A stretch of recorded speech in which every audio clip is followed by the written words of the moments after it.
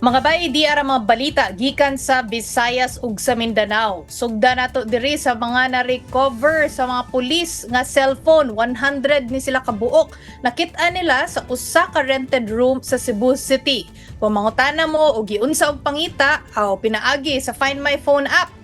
Kani mga bay, dunay upat ka mga complainants nga miadto sa mga pulis kay nawad-an lagi sila og cellphone niadtong Sinulog Festival.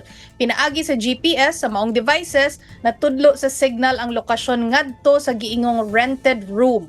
Mautong mipahigayon dayon og verification operation ang mga otoridad. Ang nakit-an nila kay usa ka cellphone repair shop nga dunay second floor.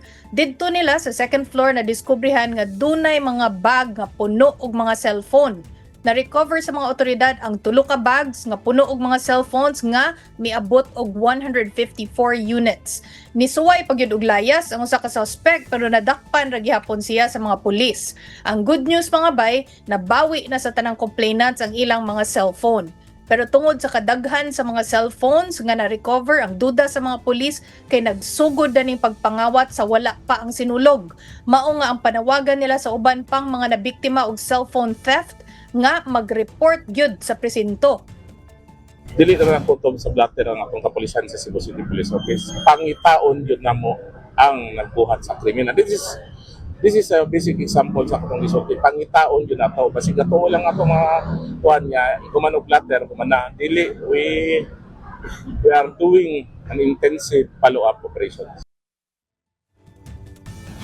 Adto tas ubos sa Mindanao mga bay kay gahapon ang 7th founding anniversary sa Bangsamoro Autonomous Region in Muslim Mindanao o ang gitawag natong BARM. Adunay hangyo si Presidente Bongbong Marcos. Ang ingon niya unta likayan ang mga sayop sa gobyerno o national government. Pangayoon nato ang mga detalye gikan kang Bril Montalvo sa News 5 Mindanao. Sakripisyo, pakigdialogo ug panaghiusa.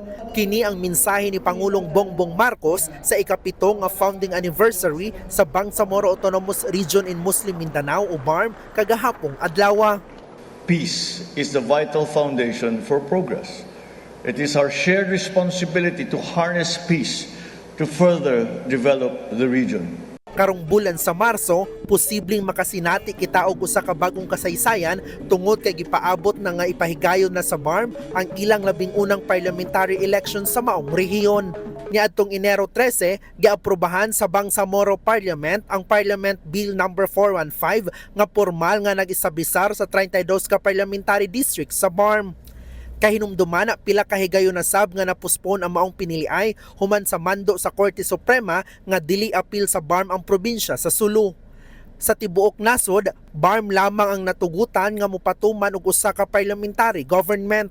Pahinumdum kanila sa Pangulo, dili na unta balikon ang mga sayop sa national government.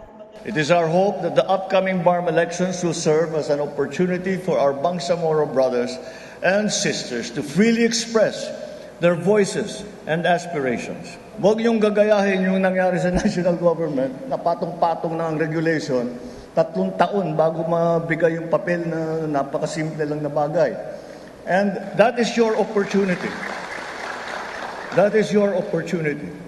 That you can make your government into what exactly it is you want to make it.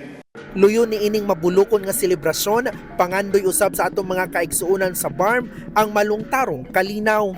Ang ganap po ngayon ay celebration ng cultural heritage of the Bangsamoro people and the highland of Mindanao. We will continue to bring our culture to pass to the next generation.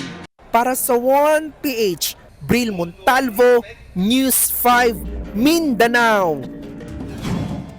Maurasa na ron mga bay, magkuyog na sa taugma para sa mga balita gikan sa Visayas ug sa Mindanao. Ako si Chicky Verhel.